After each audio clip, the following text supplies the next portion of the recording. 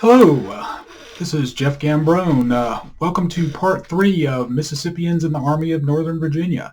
If you haven't seen parts 1 and 2, I highly recommend that you go back and watch them first, as this third part will make it really pays to see it all in order, to really get the impact of the war on the Mississippians that fought in the Army of Northern Virginia.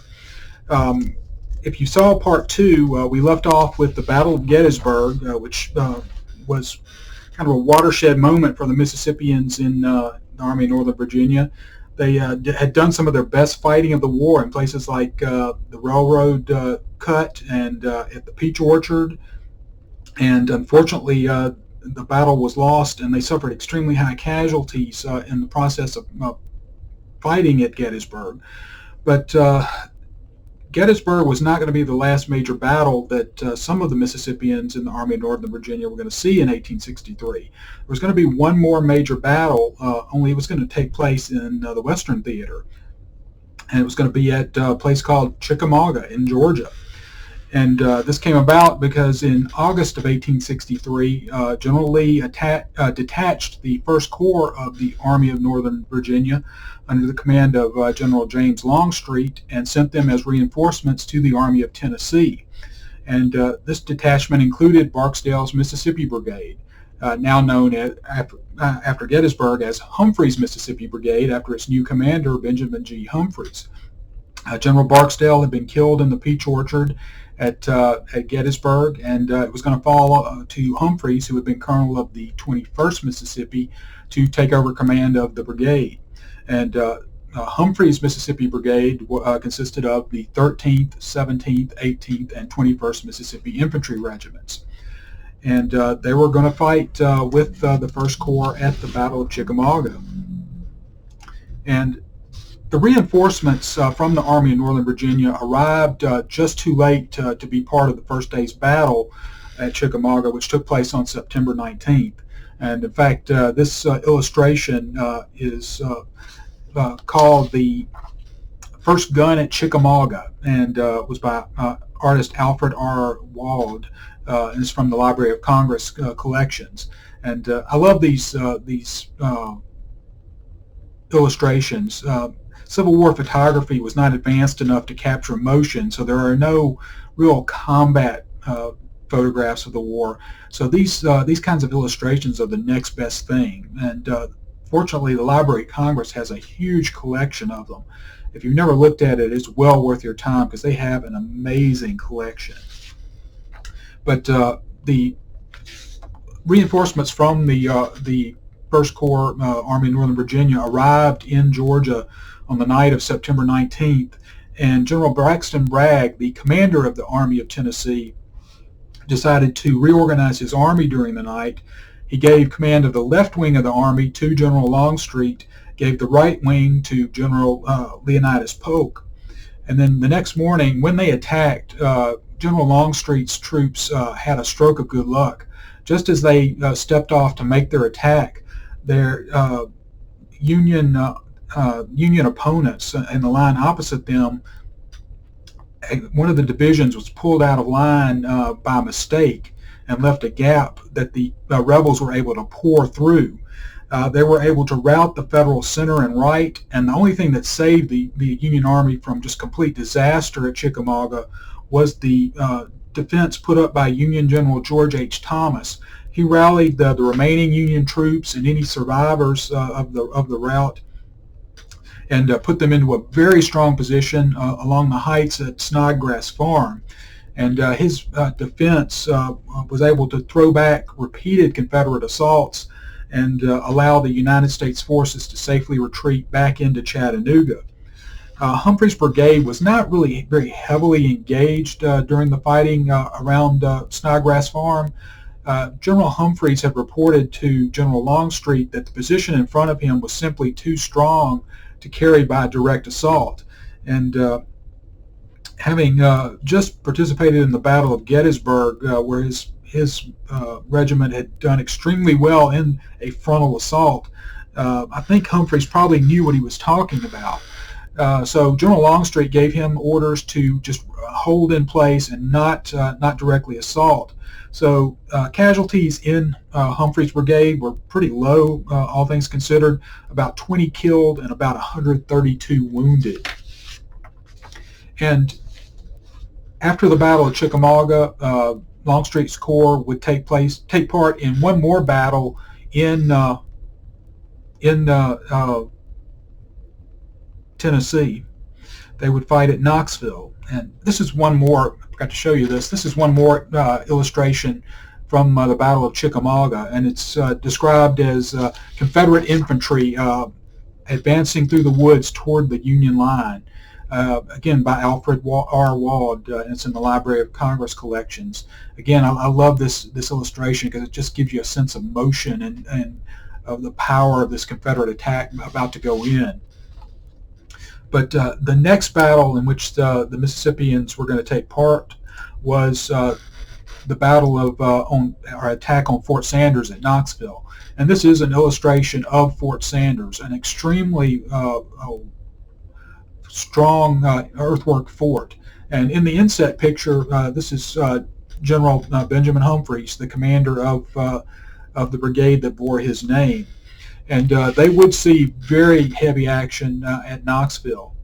The 18th and 21st Mississippi regiments got off lucky. They were ordered on picket duty for the attack, but it would fall on the 13th and 18th Mississippi regiments to make the assault on Fort Sanders, and it proved to be an extremely bloody assault. And before they made the attack, when the men were just getting lined up, ready to make the charge, Edward M. Burris of the 21st Mississippi was really moved by the sight he saw, and he later wrote to his family about the Confederates preparing for this charge. And he told his family, quote, "About half an hour before daybreak, we were drawn up in line of battle, as near the fort as possible, without being seen, and awaited the signal, which was to be the opening of a battery in quick succession on our right, as soon as the gunners could see to shoot. My eyes were watery from cold, but this became more so from deeper cause, as I looked down a line of half-clothed, less than half-shod heroes, and saw their knees actually smiting together, and their teeth rustling like dry bones, but not from fright. Watched their look of calm confidence, and then thought of the terrible struggle that awaited them." And he was correct. It was going to be a terrible struggle. I'd like to read you this report written by Benjamin Humphreys after the battle. This is his official account of the fight at Fort Sanders. And he said in his report, "At daylight, my pickets and General Bryan's on my right commenced firing on the southwest salient and the south curtain of the fort, followed immediately by our artillery from Armstrong Hill. The opening of the artillery was the signal for the infantry to make the assault. I immediately put the 13th Mississippi Regiment under the command of Colonel McElroy and the 17th Mississippi Regiment under the command of Lieutenant Colonel Pfizer in motion, the 18th and 21st Mississippi Regiments being on picket, and were followed by 3 regiments of General Bryan's brigade, all in column of regiments and directed against the southwest salient of the fort. Moving slowly, but with zeal, hope, and enthusiasm, through a tangled abattis for about 150 yards, we came to comparatively open ground, where a rushing charge was made upon the fort. The column was arrested in its progress by a ditch from 4.5 to 6 feet deep and from 8 to 12 feet wide, fringed with a network of wire, with a parapet of about 10 to 12 feet high, the earth wet from previous rains and freezing. In the meantime, the enemy firing artillery and musketry from all points of their works, throwing hand grenades, billets of wood, axes, etc., over the parapet into the ditch, killing and mangling our men. Our pickets soon silenced the artillery and the sharpshooters on the south side of the fort, but a raking fire continued from the west side, fronting the railroad." So basically, these men had charged into a ditch, and they couldn't get out. More troops were going to pile on behind them, and they were going to be just jammed into that ditch like sardines. The slope of the federal works it was covered with ice because there had been an ice storm the previous night.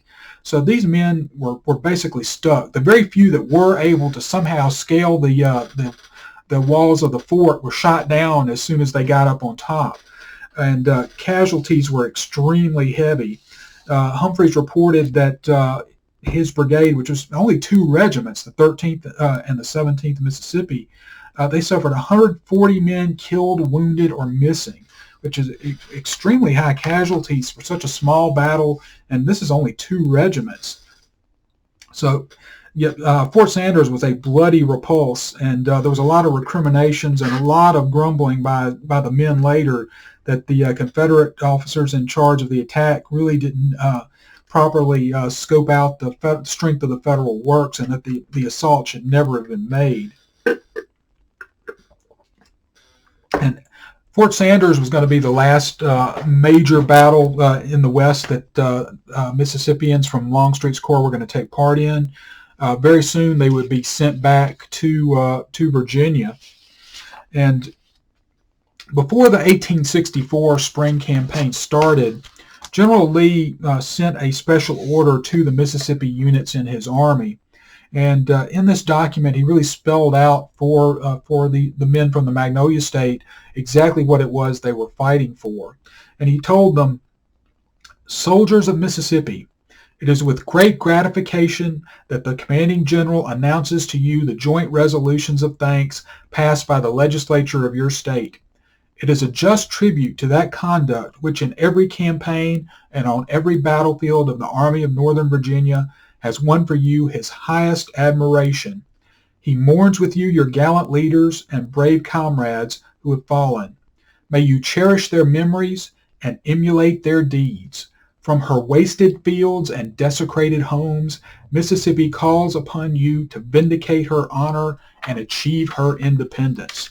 So with these rousing words, the Mississippians in the Army of Northern Virginia were going to usher in another year of campaigning. And it was going to be a bloody, bloody year. In early 1864, Grant begins his spring offensive to basically eradicate the Army of Northern Virginia. He has under his command an army of about 108,000 men. To meet this force, Lee has got at most a little over 62,000. And between May and June of 1864, the Army of the Potomac and the Army of Northern Virginia are going to maul each other in a series of very bloody battles. The Wilderness, Spotsylvania Courthouse, North Anna River, Cold Harbor. These are going to become some of the most famous battles of the war, and some of the bloodiest. And if you want to read up about these battles, there's no better series than the Overland Campaign series by Gordon C. Ray. The first book is The Battle of the Wilderness, and then he continues on. He has a book for every major battle of the campaign, and I can't recommend them enough. They are extremely well researched, very readable, and if you're interested in the Civil War at all, they're well worth your time to acquire. But the first battle of the campaign was going to be the Battle of the Wilderness, May 5th through 7th. And in this battle, you're going to see some of the most confused and difficult fighting of the war, as it took place in a very thickly forested area. An officer of the 16th Mississippi Infantry wrote this account of the fighting at the Wilderness. And this illustration, again, this Library of Congress collection, is an illustration of the 6th U.S. Corps fighting in the woods at the Battle of the Wilderness. And but an officer in the 16th Mississippi wrote this account of the fighting in the Wilderness. He said, "We have thus far repulsed every attack of the enemy, and the casualties of our brigade have been very heavy, for we participated in some of the most daring charges that have been made. At one time, General Davis's brigade was surrounded and cut off when General Lee ordered us to charge the enemy. We drove them back about a mile, capturing many prisoners, among them a colonel, who commanded the regiment that sacked Jackson. I now wear his sword belt. The fight occurred at the Wilderness near Chancellorsville, where our whole army was engaged, and so great was the mortality among the Yankees that you could almost walk for miles on their dead bodies. And this is from a letter that was published in the Clarion Ledger, June 13th, 1864. And the next battle was going to be the Battle of Spotsylvania that took place on May 12th, 1864. And some of the literally most bloody fighting of the entire war took place on May 12th at a place called the Mule Shoe Salient at Spotsylvania. The Union attack on this position initially took the Mule Shoe, and only extremely savage fighting by the Confederates, including Harris's Mississippi Brigade, enabled the breach to be sealed. A private in the 48th Mississippi wrote the following account of this fighting. He said, "Our division was in reserve to be sent where we were most needed. At daylight on the 12th, some of our troops were surprised and driven from their works, and 3 brigades from one division were sent to recapture the work. Ours, Perrin's, Alabama, and Perry's, Florida. We were in advance, and we were marching at the double quick in 4 ranks with General Lee at our head. General Harris begged him for God's sake to go back or he would be killed. The old man shook his head and said that he would go back on one condition, to wit, that we would drive the enemy from our works." And this illustration, again, Library of Congress, shows some of the fighting taking place in the Mule Shoe Salient at Spotsylvania. But the shells were flying like hail around us, but on we went in 4 ranks when suddenly the enemy opened a terrible fire on us. We had no time to form a line of battle, but we made the charge pell-mell, every man for himself, and soon drove the Yankees and occupied the works. I never saw bullets fly thicker, and do not see how any of us escaped being shot to pieces. We had suffered very heavily. The brigade went in with 1,050 and lost 380. After we had been engaged some time, the troops on our right gave way, and for 16 hours we were under the most galling crossfire that troops have ever been exposed to. At one time the Yankees planted their colors on our works, and but 1 or 2 well-directed volleys drove them back with heavy loss. Most of the fighting was done with musketry, and it was one continued roar from 8 o'clock on Thursday morning until 4 o'clock on Friday morning. I never heard of fighting all night before." This is from the Clarion Ledger, June 13th, 1864. And the Confederates were able to hold on to their position. The Federals were pushed back with extremely high casualties on both sides. And eventually Lee was going to be flanked from the position and fall back to the trenches on the North Anna River. And in fact, this illustration shows Union soldiers in the trenches on the north bank of the North Anna. And in a report to the Daily Clarion in Meridian, Mississippi, on July 8th, 1864, this summary of the situation in Virginia was given. It said, "General Lee made no opposition to Grant's movement when the latter abandoned the attempt to force the position at Spotsylvania and marched his army to the North Anna. But General Grant found the whole strength of the rebel army there to receive him, and he found when he had lost over 3,000 men in forcing the passage of the North Anna that many lives were thrown away, and that Lee's position on the South Anna was even stronger than the one he had held on the Po." And the last fighting of the last major battle was going to be at Cold Harbor, which took place May 31st through June 12th of 1864. And this was going to be some pretty bloody fighting, and it was going to have another Union assault that was going to be very bloodily repulsed. And this stereo view shows some of the unburied dead on the battlefield at Cold Harbor. This was a common sight on a lot of Virginia battlefields after the fighting ceased. They didn't have time to properly bury a lot of these casualties, and this was something that you saw very, very often. It had to be a grim reminder to the troops that survived of just what they had lost in the fighting. But there was a lot of siege-type warfare that went on at Cold Harbor, and Private Edward M. Burris of the 21st Mississippi wrote the following on June 15th at Cold Harbor. He said, "Held us mighty uncomfortable at Cold Harbor and gave us a foretaste of what a siege would be. It was unsafe to shit in a half mile of the lines, both sides sharpshooting and throwing mortar shells nearly all the time."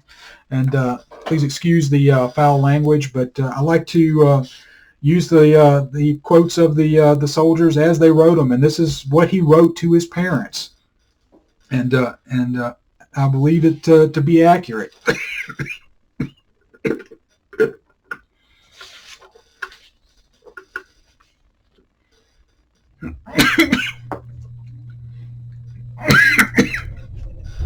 This is another illustration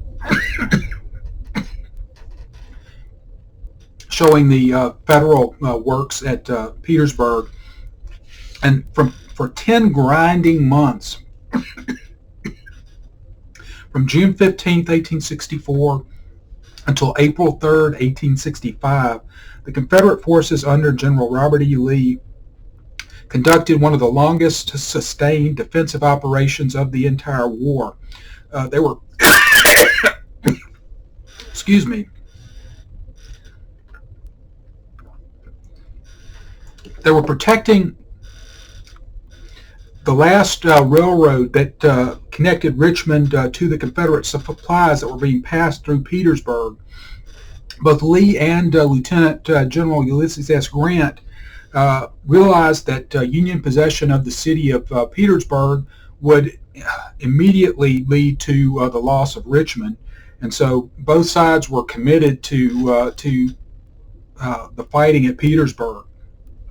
And the Mississippi brigades engaged at Petersburg were Humphreys' Mississippi Brigade, that were part of Kershaw's division in the 1st Corps of the Army of Northern Virginia, Harris's Mississippi Brigade, which was in Anderson's division, 3rd Corps of Army of Northern Virginia, Davis's Mississippi Brigade, Heth's division, 3rd Corps, the Madison Light Artillery, Pogue's Battalion, 3rd Corps Artillery, Bradford's Mississippi Battery, which was in Coit's Artillery Battalion, Artillery of the Department of North Carolina and Southern Virginia, Bradford's Mississippi Battery, one section from the 1st Military District, Department of North Carolina and Southern Virginia, and lastly, the Jeff Davis Legion of Mississippi Cavalry, which was part of Young's Brigade, Hampton's Division, Cavalry Corps, Army of Northern Virginia.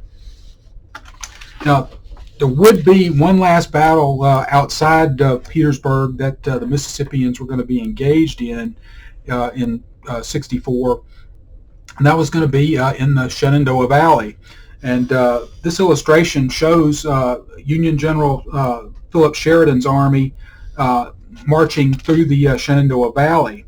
And in July 1864, Humphreys' brigade was sent to the Shenandoah Valley to reinforce the troops already operating there. They were under the command of General Jubal Early. The brigade took part in the Battle of Cedar Creek on October 19th, which started very well for the Confederates. They made a surprise attack on the Federals. They were initially successful, but unfortunately there was a lot of confusion in the wake of their initial success. A lot of the men fell out of the lines to loot the Federal camps, and this allowed the Federals some breathing room. Sheridan was able to rally his troops and was able to lead them back into battle and claim a victory. Jesse B. Sims, who was a private in Company D of the 21st Mississippi Infantry, wrote this account of the battle for his family. He said, "So sudden and unexpected was the attack, and so complete was the enemy surprised, that they offered little resistance, but fled in confusion, leaving their camp standing untouched. All along the line we were successful, and in an hour the Yankees were beaten from every position we drove them to. Up to this our victory was complete. We had captured more than 20 pieces of artillery and many wagons and ambulances, 2,000 prisoners, and nearly all the camp equipage of the 8th and 19th Army Corps. More than half the command, seduced by the rich booty of the Yankee camps, went plundering, thinking the battle won. Then came their reaction. The Yankees attacking drove our men from the field, and in the confusion, we having only one good road to retreat by, recaptured nearly all their artillery with many pieces of ours, a good many wagons and ambulances, and some prisoners. So the battle at Cedar Creek ended in a embarrassing loss for the Confederates. And there was going to be one last major campaign in 1865 in which the Mississippians were engaged. On April 2nd, 1865, Grant finally broke through at the Petersburg defenses, and Lee was forced to retreat. And this, of course, led to the evacuation of Richmond and the fall of the Confederate capital. In some brutal rearguard fighting, approximately 500 men were left behind to slow the Union advance enough to allow the Confederate forces to escape. And most of these men were from General Nathaniel Harris's Mississippi Brigade. And shown in the inset is a picture of General Harris, who was from Vicksburg. Now, these troops manned two forts, Fort Gregg and Fort Whitworth, and they had to defend these two earthwork forts against the attack by thousands of Union troops. The Mississippians in Fort Gregg repulsed 3 Union attacks before they were finally overwhelmed. And this illustration from the Library of Congress collection shows the attack of the U.S. 24th Corps on Fort Gregg. But the defenders of Fort Gregg were eventually just swamped by the huge numbers of attackers. And then the men in Fort Whitworth, who were supplying a very heavy supporting fire, received word to retreat at the very last minute, so they were able to avoid the same fate that befell their comrades at Fort Gregg. And General Harris later wrote an account of the fighting at Fort Gregg, and he said in his account, "He assaulted in column of brigades, completely enveloping Gregg and approaching Whitworth only in front. Gregg repulsed assault after assault. The two remnant of regiments which had won glorious honor on so many fields, fighting this their last battle with most terrible enthusiasm, as if feeling this to be the last act in the drama for them. And the officers and men of the Washington artillery, fighting their guns to the last, preserved untarnished their brilliancy of reputation acquired by their corps. Gregg raged like the crater of a volcano, emitting its flashes of deadly fires, enveloped in flame and cloud, wreathing our flag as well as our honor in the smoke of death." This is from an article that was published in the Clarion Ledger in Jackson on July 19, 1866. Now, Lee's army retreated and ended up at Appomattox Courthouse. On April 8, 1865, Lee tried to break out from Appomattox, but when his attack failed, Lee had no choice but to surrender or face the immediate annihilation of his army. So at the Wilbur McLean House, Robert E. Lee surrendered to Ulysses S. Grant. And on April 12, 1865, the 698 Mississippi soldiers, still with the Army of Northern Virginia, surrendered at Appomattox. A lot of them had been lost on the retreat, either captured or in fighting, or had simply fallen by the wayside. A lot of them got separated from commands. It got very confusing in those last few days of the war. So there were a lot of Mississippians missing when the Army surrendered at Appomattox. And this illustration is called "The Surrender of the Army of Northern Virginia, April 12, 1865" by Ken Riley. It was done in 1965, but I liked it because I think it really captures the moment. And although there were still Confederate armies fighting after the surrender of Appomattox, the the capitulation by the Army of Northern Virginia was really a wake-up call for those rebel soldiers who still had hopes of Southern independence. Captain John Sneed Lambkin served in the Western Theater. He was a captain in the 33rd Mississippi Infantry, but he heard of the surrender of the Army of Northern Virginia while he was in a prisoner of war camp at Johnson's Island, and he wrote the following entry in his diary. And I think it's very interesting because it I think reflects the feelings that a lot of Mississippians had when they learned that Lee had surrendered. He wrote on April 10th, quote, "This is the darkest day of my country's doom. I have just heard of the surrender of General Lee and his whole army, all to be paroled and retain sidearms and private property. Oh, I could weep many tears while my heart is bleeding. Never before has utter despondency of our cause seized up on me, but now I feel that all is indeed lost, except the dear-bought and now worthless bauble, that we were a manly and honorable foe. The oath-takers hoisted the stars and stripes on their prison." And with that, I will conclude part 3 of Mississippians in the Army of Northern Virginia. If you have any questions or comments, please leave them. I'll be glad to try and answer them. And if you would like to see more programs of this type, more stories about Mississippi's role in the Civil War, I would love to do them, and it would really help if you would like to see more of this kind of content. If you would like and subscribe to my channel, it really helps me gauge what kind of interest there is in this content.